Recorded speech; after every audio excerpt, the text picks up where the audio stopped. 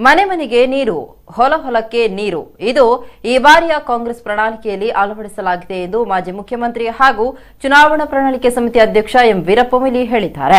ಅವರು ಉಡುಪಿ ನಗರದ ಹೋಟೆಲ್ ಕಿದಿಯೂರಿನಲ್ಲಿ ಕರೆದ ಪತ್ರಿಕಾಗೋಷ್ಠಿಯಲ್ಲಿ ಮಾತನಾಡಿದರು. ಈ ಬಾರಿಯ ಪ್ರಣಾಳಿಕೆಯಲ್ಲಿ 30 ಜಿಲ್ಲೆಗೆ ವಿಭಿನ್ನ ಪ್ರಣಾಳಿಕೆ ನೀಡಲಾಗಿದ್ದು, ಉಡುಪಿ ಜಿಲ್ಲೆಯಲ್ಲಿ ಮಟ್ಟುಗುಳ್ಳ ಮಲ್ಲಿಗೆ ಬೆಳೆಗೆ ವಿಶೇಷ ಬೆಂಬಲ ಕೊಡಲಾಗಿದೆ ಎಂದರು.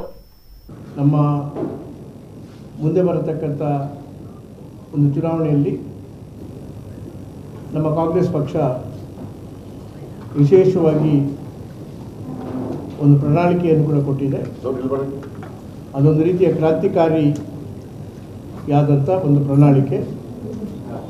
ಅದರ ಜೊತೆಯಲ್ಲಿ ಕಳೆದ 5 ವರ್ಷಗಳಲ್ಲಿ ಕಾಂಗ್ರೆಸ್ ಪಕ್ಷ ತನ್ನ ಆಡಳಿತೆಯಲ್ಲಿ ಸನ್ಮಾನ್ಯ ಸಿದ್ದರಾಮಯ್ಯನವರ ಆಡಳಿತೆಯಲ್ಲಿ ಸಾಮಾಜಿಕ ಸುಭದ್ರತೆ, ರಾಜಕೀಯ ಸುಭದ್ರತೆ ಮತ್ತು ಆರ್ಥಿಕ ಸುಭದ್ರತೆಯನ್ನು ಕೂಡ ನೀಡಿದೆ. ಅತಿ ಅಪೂರ್ವವಾದಂಥ ಅದ್ವಿತೀಯವಾದಂಥ ಕೆಲಸವನ್ನು ಕೂಡ ಮಾಡಿದೆ.